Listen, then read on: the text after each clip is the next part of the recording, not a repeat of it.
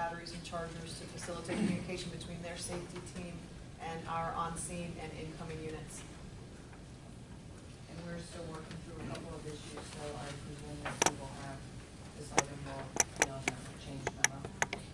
But we have to, if it's gonna move forward, it has to be on this agenda because their event is the beginning of November. Commissioner Gordon. This is for 1 year only?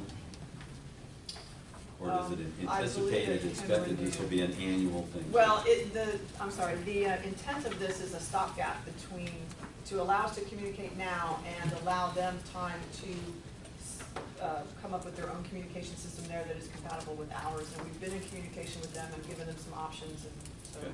I don't know what they're considering, but The goal is for them to buy their own equipment. yes, sir, yes, sir. This is just to allow that communication between them and us until that can happen. Very good. Commissioner Constant. Hey, I'm just looking through the screen now. Is there a fee? Yes, there'll be a refundable deposit for the radios. So no, not a fee, it's a loan, but there's a refundable deposit, and also they will be responsible for any damage replacement of the equipment. Right, and I understand that it's a good thing, and I think it's important that it adds to your ability to respond quicker and to be communicated with, but you are providing an additional service above and beyond, and does this set a precedent where if 3 or 4 other groups start doing this and all of a sudden we're loaning out equipment for free? I mean, at some point, there needs to be some remuneration, so why aren't we attaching a fee for loan? If this is costing us, and this is something they've requested, or something we're requiring? We're Yes. trying to make the situation better. Can I interject? I've sat at a couple of meetings because of some concerns out there in the death that took place.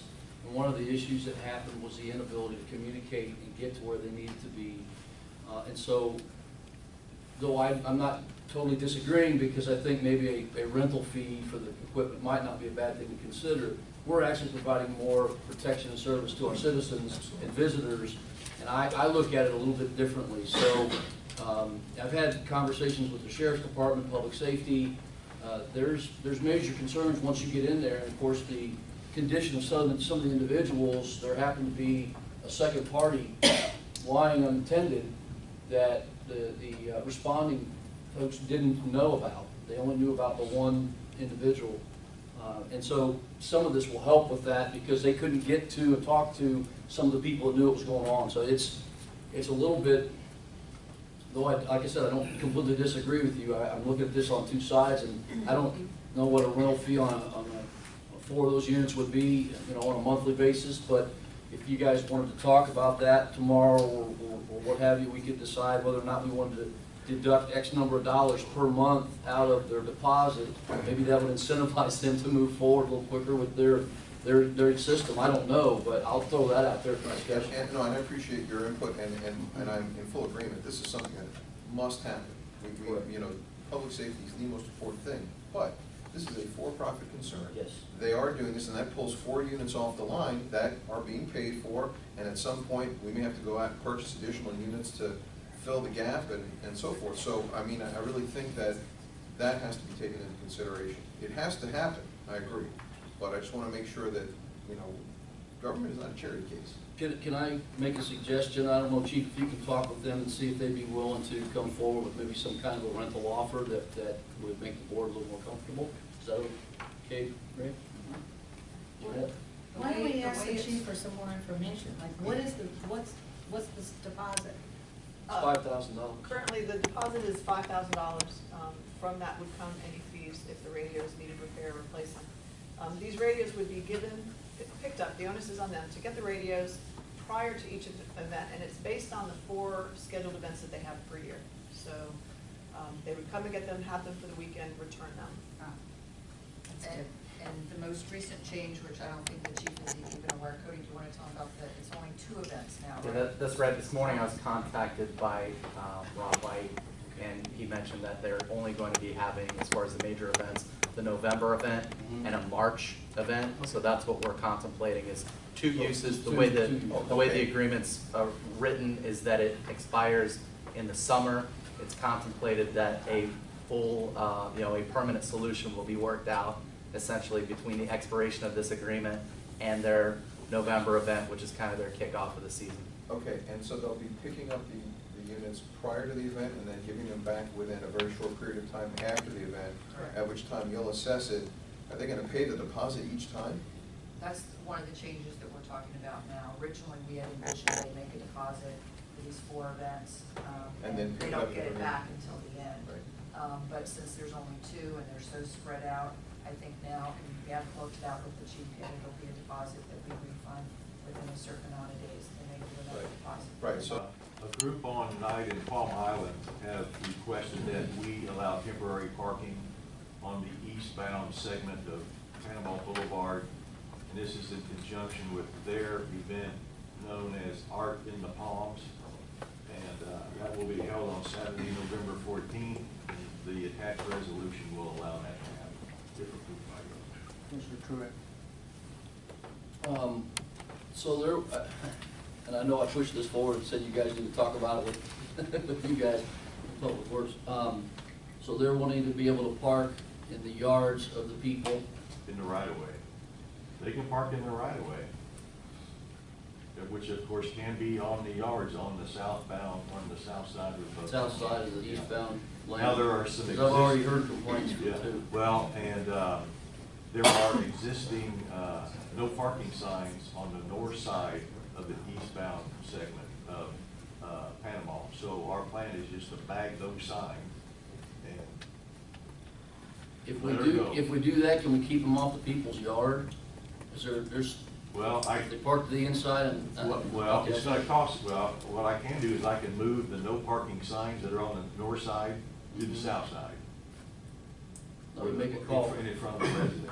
We make a call, try to satisfy all if we can. Okay, I mean, I can accommodate whatever you wanna do, it's just we need to decide what it is we do want to do. Well, I'll make sure I get with Ray and you beforehand so that we can, Okay. because I'll have to talk about this, I'm sure. For Boxing Productions to host a boxing tournament in June of 2016, 18, and 20. In your packet, it has that agreement that outlines all the responsibilities of what the BCP would be responsible for, as well as Shrewsbury Boxing Productions, both from a logistics and financial standpoint. No questions? Utilities has one item. Good afternoon, Commissioners.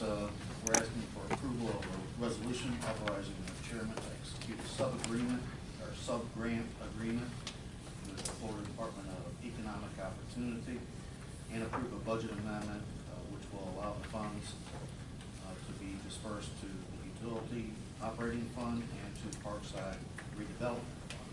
This is for the $750,000 community development block grant for the Parkside project.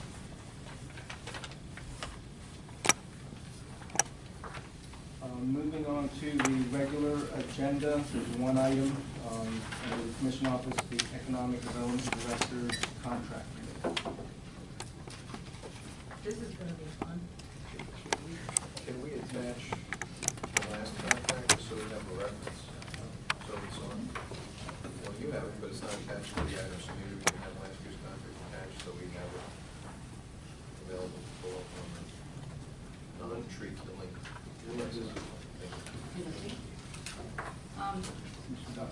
Do we have a proposal from anyone, or, I think this could be a kind of a difficult discussion unless we have some recommendation from somebody.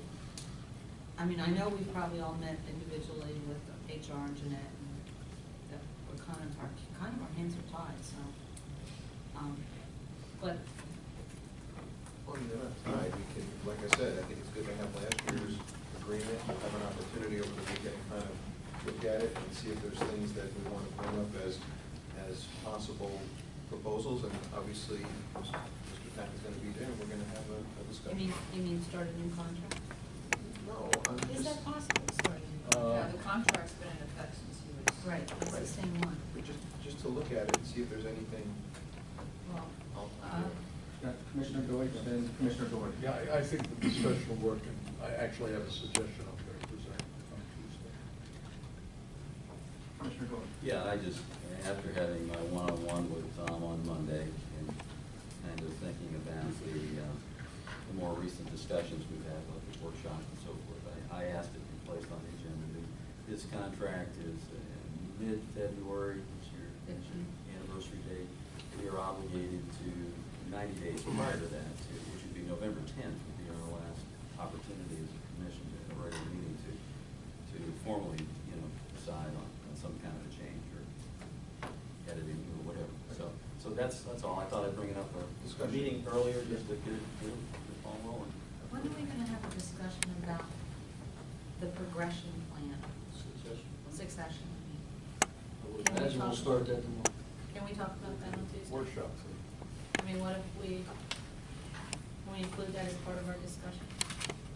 Sure, if you want to, but, until you figure out what's We- happening here, Right. I think the director is the one who figures out what the succession plan is, and he's ruling in his department, until you have some kind of resolution, or you know where you're going.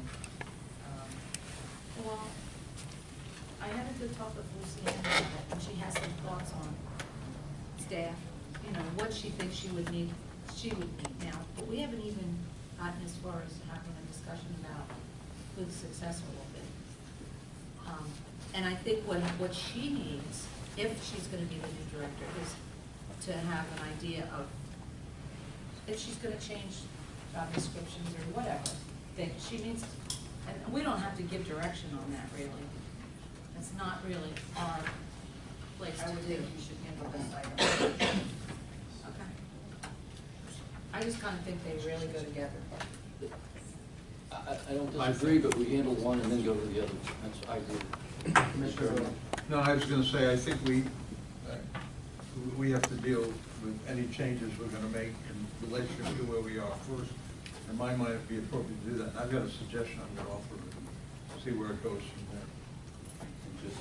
And just to clarify, again, discussion and direction relative to the contract renewal, I don't see where that would, once we complete that portion of the discussion, Mr. Chairman, I don't know why we couldn't roll into, if that's all right, a discussion. That's fine, with the man. director, just to see what your thoughts are. I anticipate you'll be part of that discussion. I would hope you would be part of it. Coming back to the, master ordinance for advisory boards for MSBU's to use, streamlining the whole process, making it uniform throughout the county. This is the item where we're going through and removing the term limits. We have deleted the suggestion, the last time we talked about it, about, requiring somebody, to not serve on more than one MSBU advisory board. That has been deleted, so, It's been deleted. yes, it has. And the second public hearing is for Budget Administrative Services. Commissioners, this is the annual ordinance for updating the capital improvement program for the next 6 years.